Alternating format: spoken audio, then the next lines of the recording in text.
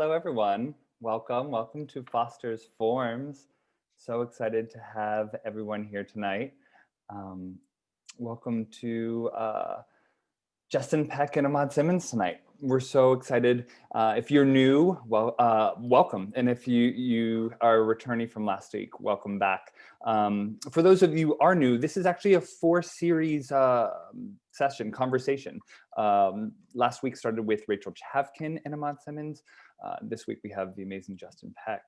Next week we'll be talking with Robert O'Hara, and then we'll be ending out the series with Anna Devere Smith. So make sure to check us out. And you can go to www.fostersresidency.org to sign up for all of those, just like you did for this one. If this is your first time, we're using Zoom webinars, which may be a little different. You may be trying to right now, like, figure out, how do I turn off my camera? How do I mute? You don't need to worry about that. You don't need to worry about that at all. There's just 2 functions that I do kind of want to bring your attention to. If you look just right down below, there's a chat and a Q&A. The chat is for all of you. I actually love it right now if all of the attendees can go into the chat and just say where you're signing in from, just so we can kind of have an idea where everybody's coming from.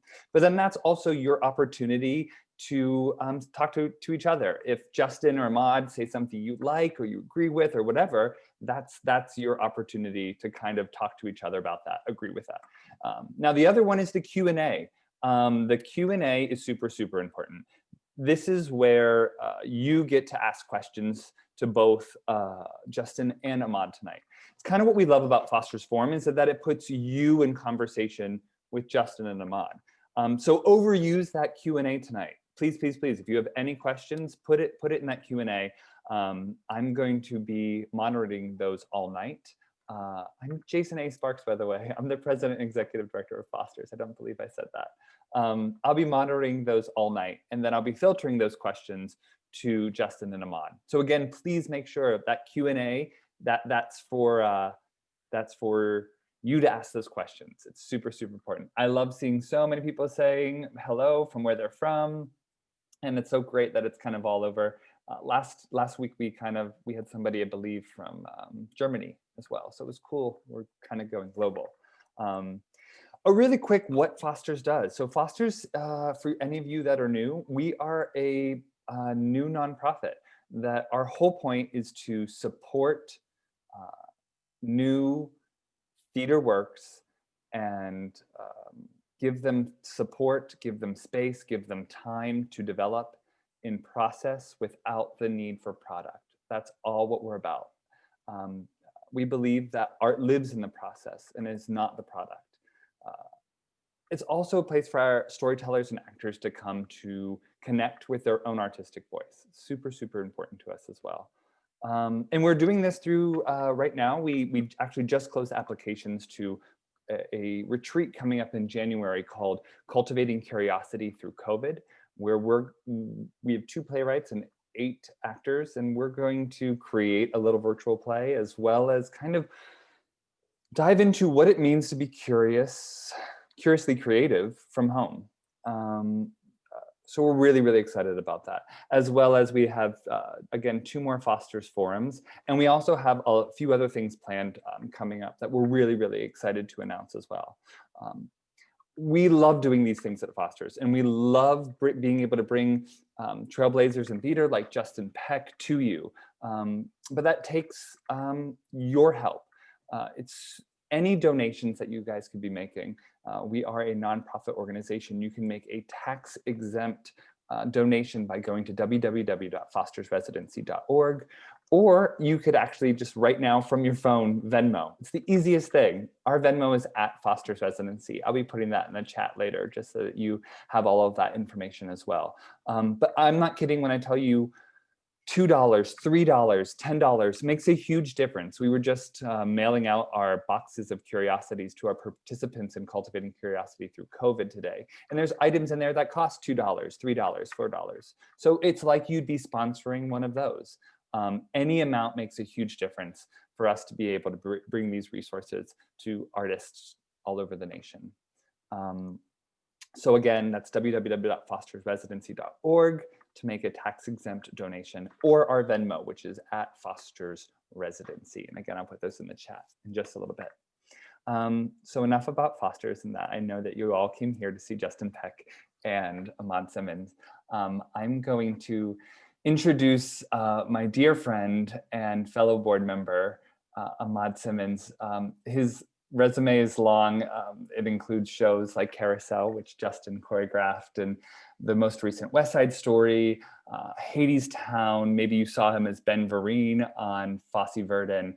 But what I love most about Ahmad Simmons is he is a Renaissance man. He is a producer, he's a director, he's a writer, he's a singer, he's a dancer, he's an actor.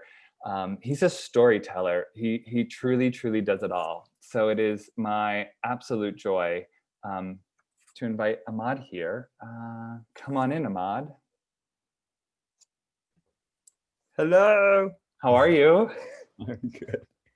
Hi, everybody. Welcome back to Foster's Forums, Ahmad. Yeah, week 2. Week 2, we're so lucky. We get you 2 weeks in a row. Let's get it. Let's get it. It's going to be fun.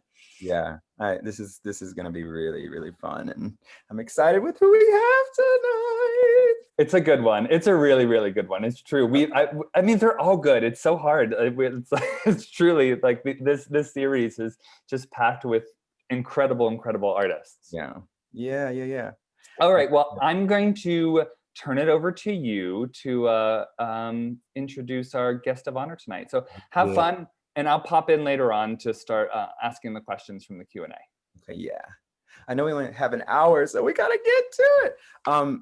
Yeah, this is just crazy exciting for me because I get to just talk and muse with someone that I admire so much as a creator, a friend, a colleague. Yeah.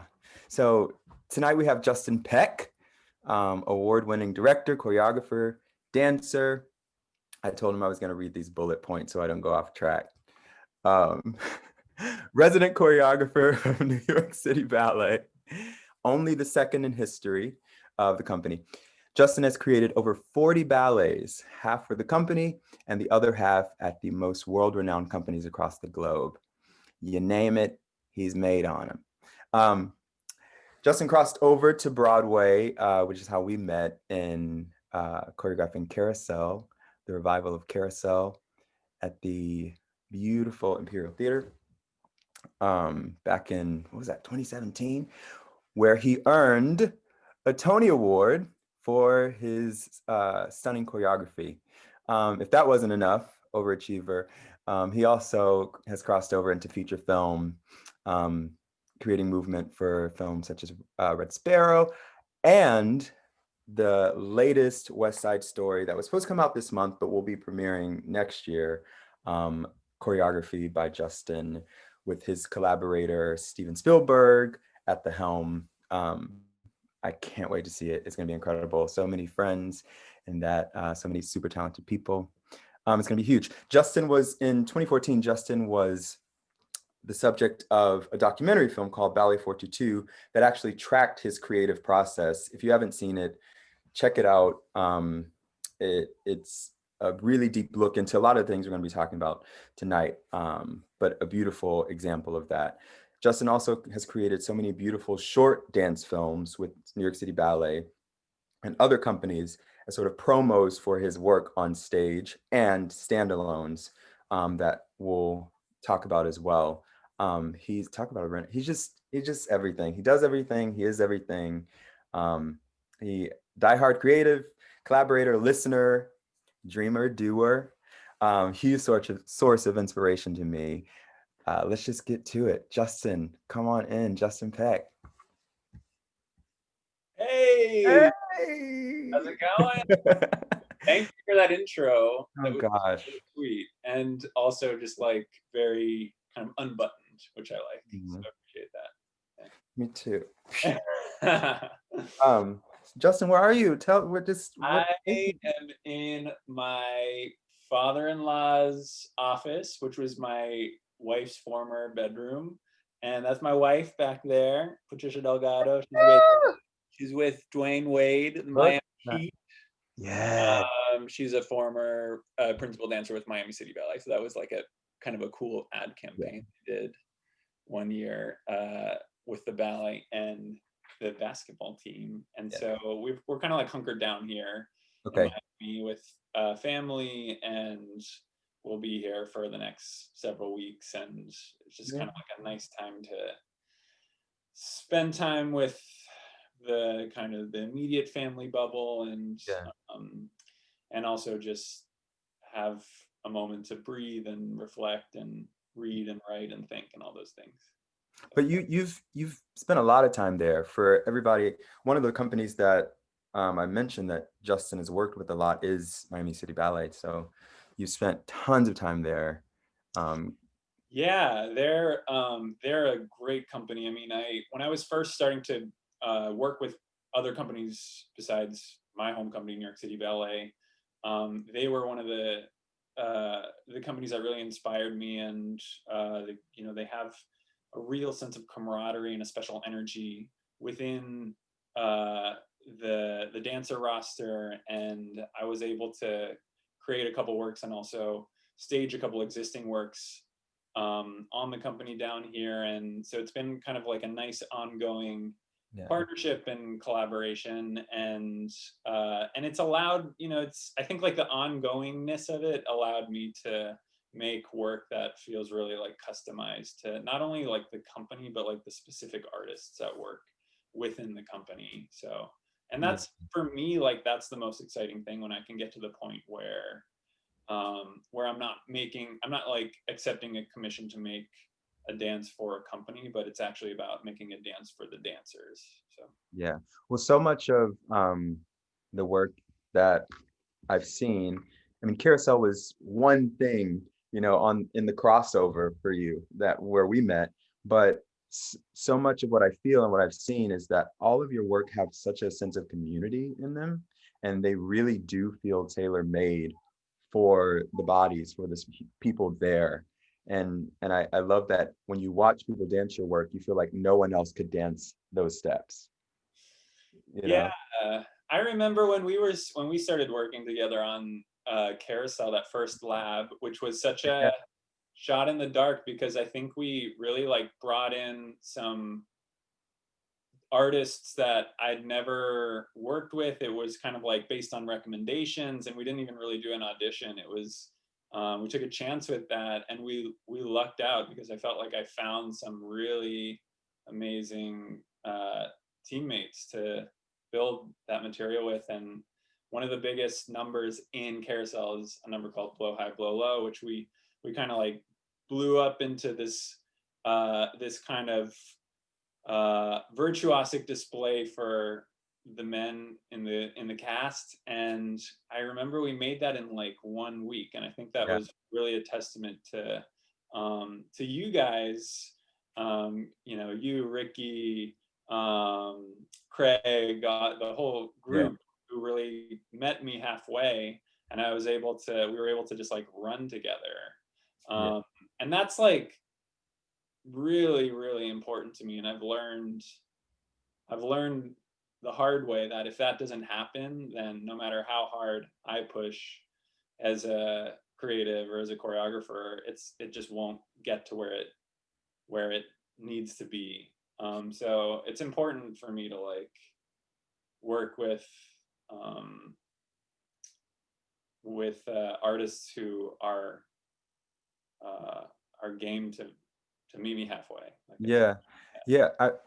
What was cool about that room, and we'll get us to some thinking about the other rooms you have been in and spaces you create, is that, I mean, I was one of those chances, because I wasn't in your sphere at all. But what was beautiful is you had your core people that you've had already built creative relationships with at the ballet, and then the new, and put us all together. And it just felt like weeks of riffing. It's like you would come into the space with a phrase or a feeling or something in the music that you either loved or didn't know if you loved yet. You just needed to see if you loved it.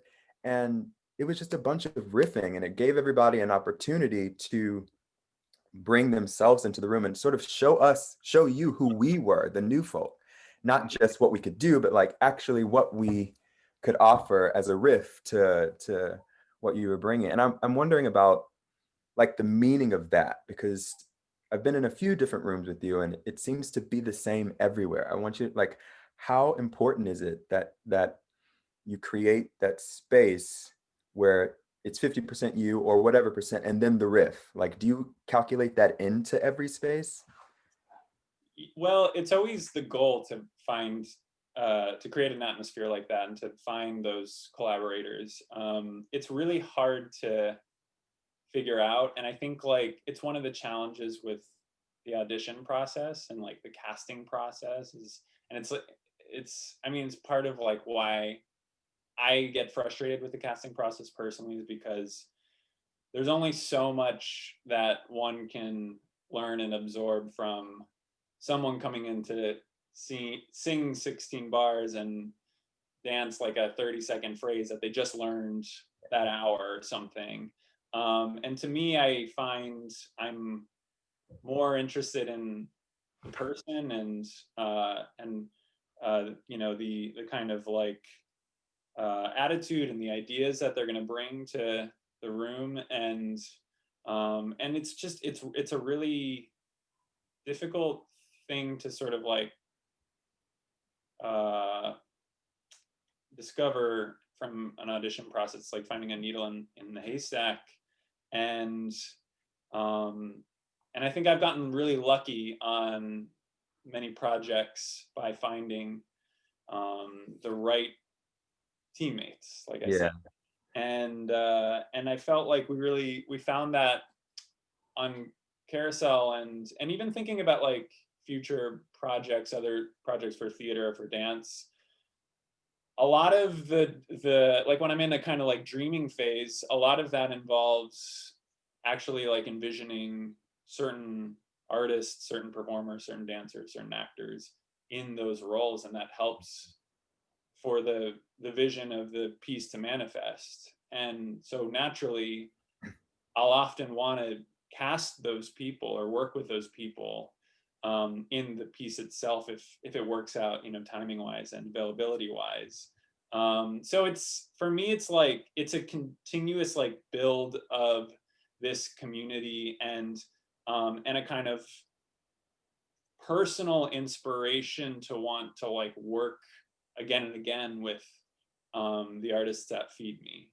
Yeah, that I'd love to keep talking about that, because one, there it's I would say the good always attracts the good. And so it comes from you, you know, that all of the needles come into that room with you to feed you. But how important then is it that feeding, you know, say, so you get a commission for stage. I mean, we could talk for hours about each thing because you've literally done everything, but maybe overall you get a commission or you're hired to do something. What's the first thing you do dream about? Is it the dancers? Is it, you know, your cinematographers? Is it your composers? Like, where do you put that together? What do you need to be fed by first? Yeah, I mean, for me, it's like it's two things depending on the concept and the medium. It's either the music. When I'm doing a ballet commission, oftentimes it can be like an abstract work, and so for me, I'm really interested in interacting with a piece of music, and finding like the interrelation between music and movement. Yeah. Or it's the story. It's starting with the sort of like base root narrative. What is the storytelling that we're wanting to engage with and to build out? And so everything else kind of comes naturally in service of that. Those things are the top. You know, I'm below them personally, even as the creator. I find like what I'm doing is facilitating a kind of manifestation of that thing that's up there. Mm-hmm. And I'm able to, I feel lucky actually, every time I get to do a project, do a commission, do a new piece, do a musical or something like that. I feel I feel lucky that I'm able to kind of create this web of artists and community around that anchor that exists above us all. And um, and I think that does come from a real love of community and of getting to sort of use that as like as the thing that binds us in a process. Yeah.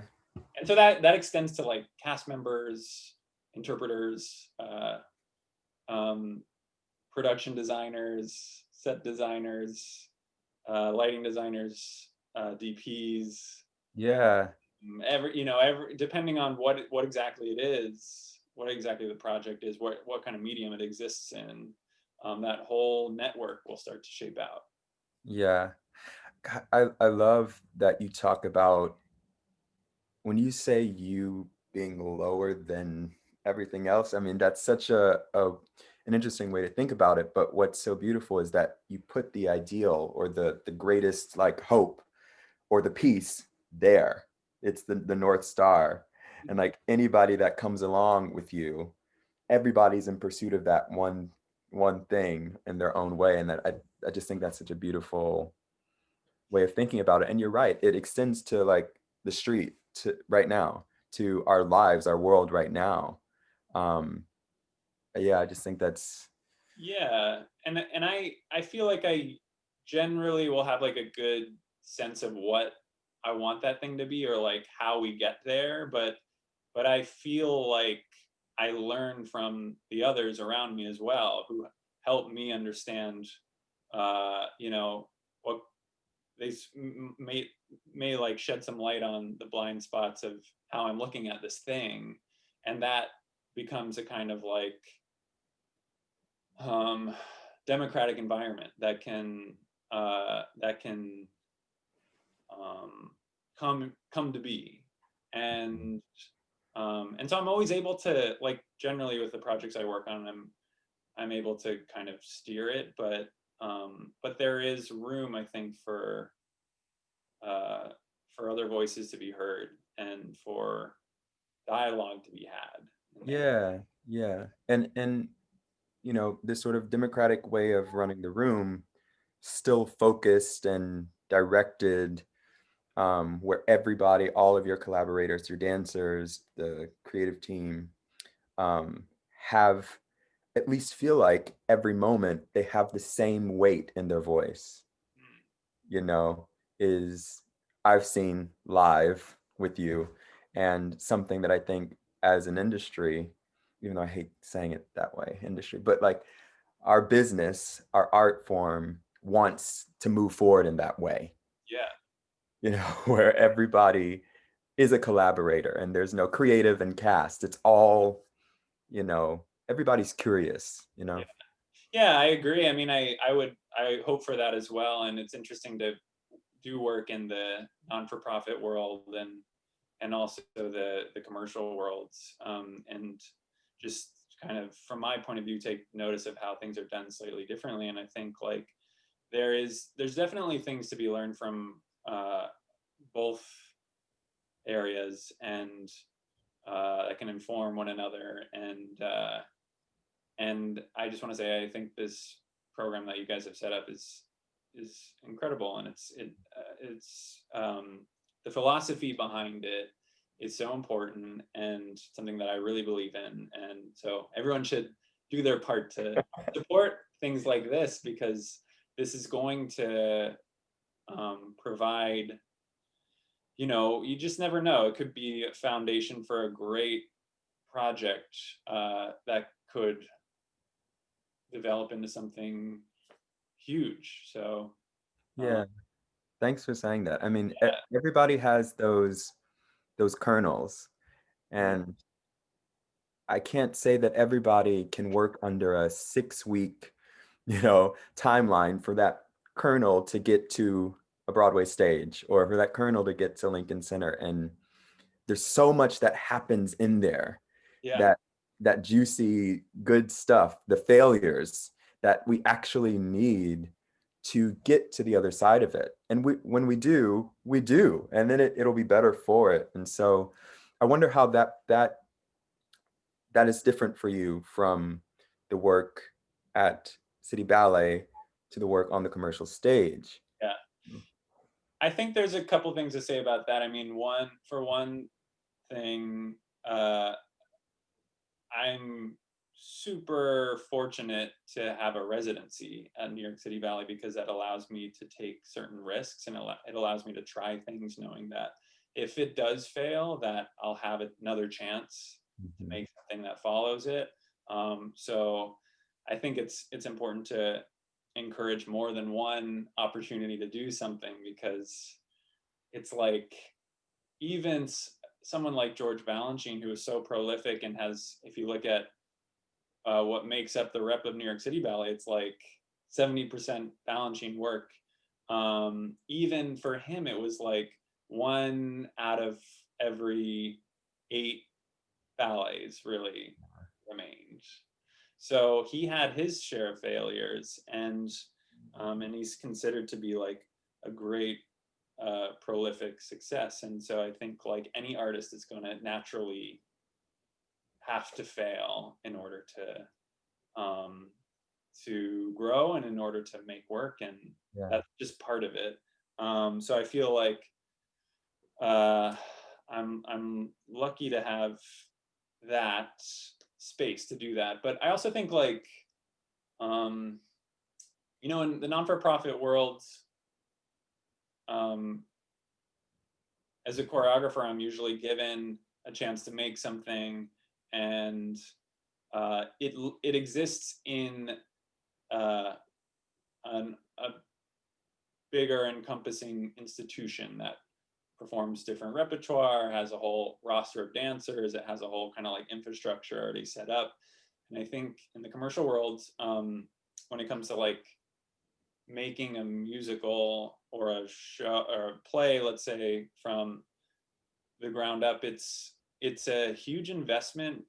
It's very expensive. It's a big risk, I think, financially, and for everyone involved, who are, you know, devoting what might be like a whole year of their careers to this project. So I think the stakes are a little bit higher. Working on a musical, I think like, at the same time, I think there is even, you know, a more, I would say, like extraordinary push and effort and energy and belief in that show succeeding and becoming something great, because everyone is so invested, and because it is such a risk, and it is the kind of like one chance for that singular show to become something. And that's a really special energy that isn't always found in the institution, the non-for-profit setting. So I do think there are advantages and disadvantages to both worlds, and I love working in both worlds. They're just different, that's all. Yeah. Well, and then, you know, another layer to what I love about your portfolio is that there's all these short films, and obviously the feature that's coming out, but these short films, and a lot of it you choreograph, you direct, and some of it you also have a say in the photography and the cinematography. I mean, I'd love for you to talk a little bit about where that started, because I feel like there's crossover in all those collaborations there. That's actually a good story. I mean, that started when I was first commissioned to make work for New York City Ballet. Right around the same time, there's a dancer, filmmaker, producer named Ellen Barr, who was just starting out at New York City Ballet as a director of new media at the company. And we kind of aligned in a way, just fortuitously. And we had a conversation with one another. And I remember talking to her about wanting to generate content that would potentially connect with an audience of today, and might even inspire young people to come see a new work at the ballet. Mhm. And it was at a time where there were a lot of, there's a lot of short films coming out online on YouTube, and we were interested in creating these kinds of like trailers, like movie trailers for films, but this would be like a kind of like standalone short film in of itself, and also something that could spark a curiosity in viewers to see what the main stage ballet version of that would be. And so we kind of started working like very quietly in New York City Ballet and on our own, and we started making these little trailers, and a few of them we learned more and more from the process, as one does, and some of them I'm really proud of, and then some of them I'm like, I don't ever want to see that one again. And of course it's out there forever, but because the age of the YouTube internet. But I do feel like it was a way to kind of like learn about the filmmaking process in small bits, and start to really think about dance on film, because I think it's something that's rarely done well. And I think it was a good way for me to get a little bit of experience, especially ahead of going into the process working on West Side Story with Spielberg and with the whole team at Amblin. And so, and more recently, during the pandemic, I think it was just like a couple months ago, I made a short film for New York City Ballet called Thank You New York, which was it was actually really fun for me to work on, because it was the first time I was able to kind of take everything I learned from working on West Side Story and like flex my muscles a little bit and see how that would go. And also work with another really close collaborator who I just admire so deeply, which is Jody Lee Lipes, who's a cinematographer he's actually it's a small world, and it's a lot of these little connections, but he's married to Ellen Barr, who is a producer, maker, director of new media at New York City Ballet that I was first starting out with. But he's a real talent in his own right, and he's worked with some of the most esteemed filmmakers in the industry, and he's a director in his own right. And so we've built a really close working relationship, and I've learned a lot from him. And so it was a chance to work with him again. Yeah, it was some flexing. First of all, everybody has to go and watch it. So after this, go and watch that. The ones that really gooped me were Times Are Racing, shot in the train station. There's one that's in the Countenance of Kings. Mm-hmm. That one is stunning. Go look that up. The Most Incredible Thing, that's one. I mean, these are just such, they're not little videos. These are just, they're epic. But what's cool about Thank You New York is that shot. I love the shot in it's like the basketball court when it completely moves. It's like you're chasing him, like there's challenging, the camera and the dancer are challenging each other, and I just love that. I mean, is that something that you go in with to your Jody? Yeah, I mean, that's part of what is so collaborative about working with Jody, is we sit down and we talk about the choreography, how to shape it, and how to film it, how to approach capturing it on film. And we settled on doing these like one-er shots of each dancer in their respective locations. Of course, they had to be separate because of COVID, so they're all performing in their respective locations around New York City. and are connected through the sequence of movement of choreography. But that shot you're speaking about is a dolly tracking shot, Yeah. take, of this great dancer named Chris Grant, who's on the Brooklyn Bridge handball courts. And I mean, there's the storytelling in that shot is that it feels like he's trying to swim upstream, that he's sort Yeah. of like fighting, he's in tension with like the movement, the kind of like ease of movement of the dolly shot. And Yeah. it just sort of speaks to, I think, what a lot of dancers are feeling about this time right now, and how they're sort of like, you know, even getting up and trying to like find a way to like exercise their daily class is a struggle. Yeah. um, and as a result, a lot of us are, you know, we don't have access to studios, we don't have access to our theater, we don't have access to any sort of like performance outlet. And so the film is a kind of like commentary on that, and how all these dancers are just sort of like spilled out onto various stand-in locations around New York City that can serve as like a temporary outlet of expression for their dance movement. So Yeah.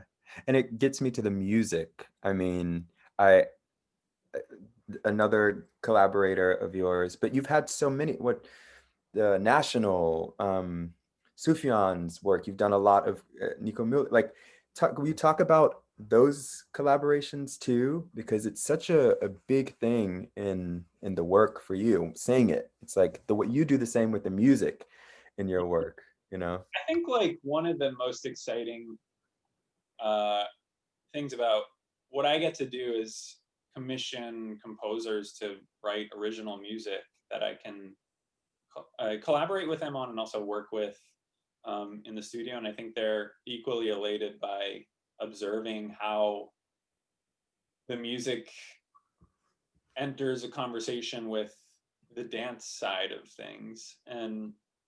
Um, and again, it's like it's like the commission itself, the piece itself, like the the idea that we're all striving for becomes this common ground for us to have an exchange within, and have a back and forth. And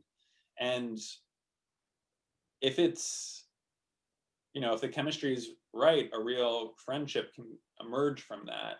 And that only feeds into the work and adds greater depth to the work, and to that working process. And so I've been lucky to have that with people like Sufjan Stevens or Bryce Desner, who's a member of the band The National, and Nico Muley, and Chris Thiele is another really exceptional composer and songwriter. And I called him and I asked him if he would consider writing an update to the song, which he premiered, I want to say it first came out in 2017. Hmm. And I just felt like it could have a whole new take, or like he could write a whole new verse to it. And he said, you know, it's actually funny, I was actually thinking of doing the exact same thing, and I just didn't know what sort of outlet that could exist as. And so he was so happy that that I wanted to make a dance film to the song, and he Yeah. wrote lyrics and he re-recorded them remotely, and so it just worked out really well. But I love the act of collaborating with a living composer. There's nothing like it. And like I said earlier, a lot of times music really comes first for me, so it's kind of the most exciting thing for me. Yeah. And then the fashion. Fashion. The fashion. Because the first ballet of yours I saw after we had started working on Carousel, and I hadn't really seen much of New York City Ballet, I'll say, because Yeah. you know, Yeah. and people were, you know, Gretchen, all of them, they were like, okay, well, you need to see like, like you need to see his ballets. It's like, I'm sure they're great, you know. I'm doing Below High. And one of the first things I saw was Times of Racing. Oh yeah. And my mind was blown because of every element felt so married, and also it made it feel so singular. I felt like I'd never seen anything like it before. Um, it was like seamless in that you couldn't tell which collaborator stopped and started. It just, everything was so exposed in that way. And I bring that one up because of your collaborations with designers, like fashion designers. Like that's another huge part of what you're able to do at City Ballet. Yeah, I mean, it's I think I take inspiration from the history of ballet and how ballet has stood as a meeting point for different artistic mediums to come together for an experience. And so fashion is certainly, and costume design are certainly parts of that shared experience, that balletic meeting point. Yeah. And so that piece you're talking about, The Times Are Racing, was the second time I was able to collaborate with Umberto Leon and Carol Lim, who are a wonderful design team. They started their own label called Opening Ceremony, and they are also the creative designers of Kenzo. But I think what's cool about them is they're really just interested in like culture and having like real relationships and having real sort of like creative dialogues. They're not like precious about like, well, this is the piece of fashion and that's what it is, and like it has to go out on stage. Like they're interested in hearing what's the idea behind the piece, and like how can we be a part of that, and how can we feed into that. And so I think that's what makes them really great collaborators, and also why I I go back to them again and again to work with, because they're they get to the heart of the piece. Yeah. They don't just want to like have the exposure of their designs. It's like it's a real process, and and yeah, and they're also just like really amazing, like calm people. Yeah. I like that it can live and breathe, like we Yeah. have this preciousness. It's like, I remember in college, 8 a.m. dance history, you're learning about these master works and this is the way it's done and this company did it this way and that's the way, it's like everything it felt just so precious, and there wasn't necessarily conversation around the culture of the work and why it was made and what were the conversations around the pieces that were made. How did the collaborators meet each other and how did that change what we then saw? Like everything felt so precious. And while I know that colleges will be studying your work in the same way I studied work in school, I believe there'll be more conversation around the culture and the time it was happening in. And that's what I feel like is so cool about what you do with everyone is. Yeah, and it's like one thing kind of leads to the next. It's hardly ever just like random, like, oh, I'm gonna like pluck this collaborator out of the tree and Yeah. with them, and then this person from over there. It's like there's a through line. Like I could kind of like talk you through how I got from working with like Marcel Zama to Umberto, and where I went next from Umberto to working with like Sumori Chisato. Yeah. And I think that also speaks to like how personal it is for me.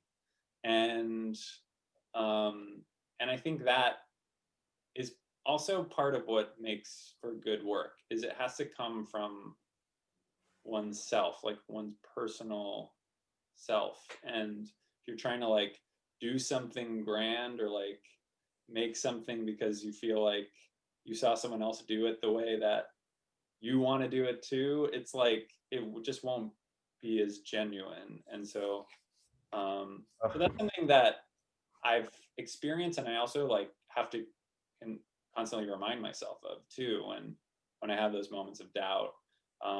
in regards to like the creative decisions that I have to make, on the daily basis with each project. So Yeah, it's that elbow room, like that ability to grow and change. The artist isn't just because you've gotten yourself to this point doesn't mean that there are no more changes to be made.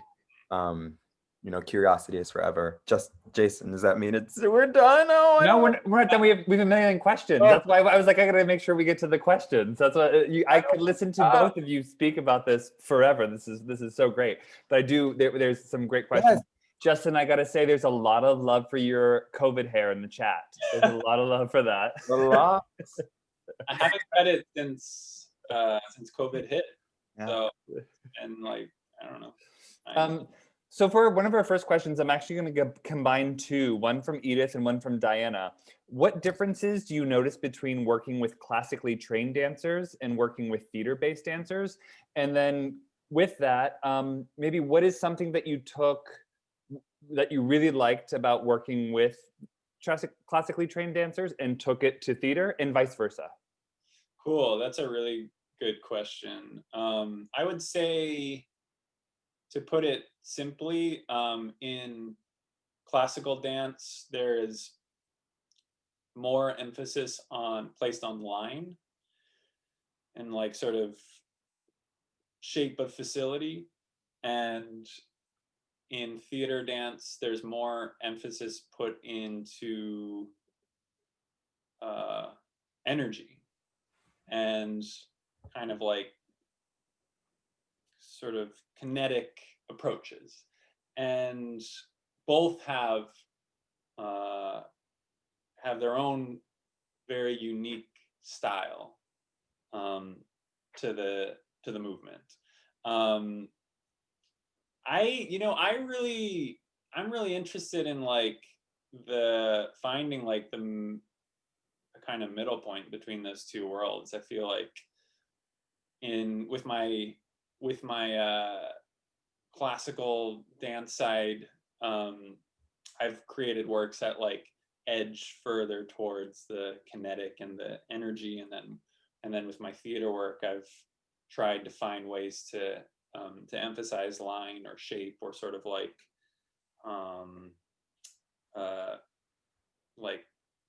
core architecture too. So and that can all be harnessed and like applied to storytelling, like in Blow High Blow Low, with Ahmad and company, there was a big climax of the number is when the men form this kind of like tidal wave that travels from stage right to stage left, and that's something that harnesses real sort of like classical architecture to create a kind of ambient effect of the ocean and kind of energy riding that the sailors ride on the open seas. So yeah, I think like there's definitely like ways of pulling from both worlds and depositing those in the alternative world to hopefully create something that is less expected. So what you're saying is Justin makes us do everything. So you have to be able to do it all. Yeah. I love that. That's great. Another question from Nick. What advice would you have to get to know a choreographer and get in their circle to build professional relationship for future projects without seeming intrusive? That's a really good. I think that's a great one for both of you, quite honestly, because yeah. I mean, I think like it's a hard question because I think, I mean, kind of said it yourself. It can't be too forced, but it can't also be too passive. So I think if you seek out opportunities to collaborate with the choreographer, and have that come from a genuine sort of love his or her work, and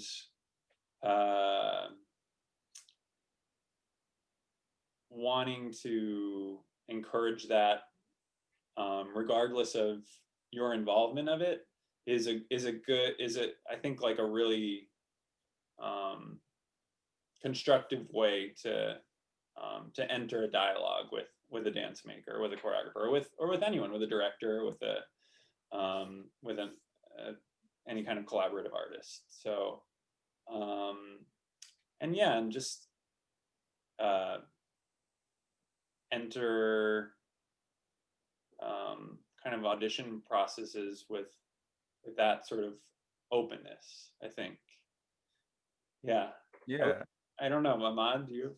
I would say, yeah, it's because it's so personal. Like you don't, because when it feels forced, it just everybody feels it, and like it affects the way you even perform, or like in the audition process, or the way a choreographer even looks at you. Like they can tell when you're just like forcing yourself on them.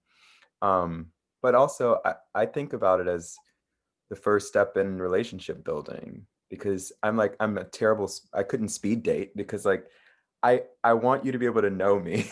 Like I think you have to spend time with me to get the best of our synergy. So yeah, I think just know that it's all relationship building.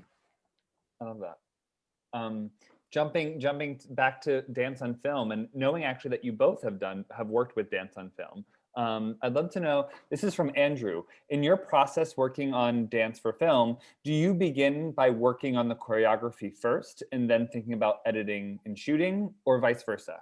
So I throw that question maybe to Justin first and then to Ahmad as well, because I'd love to know. Yeah, you take it. I mean, I think like what like I was saying earlier, it really has to start with the story, and taking the time to process what that story is. I mean, I could talk about the West Side Story film, which for me started with just reading the script on repeat and starting to think about how that can come to life through movement, through dance in a visual sort of way. And then that led into extensive conversation with Steven Spielberg and sometimes with Tony Kushner as well, where we would just talk through 4 pages of the script and what that might look like on film, in movement, in a kind of dance expression, in a kind of performance, and go through many ideas. Most of them got tossed out, and eventually like hone it into to a plan that we can go into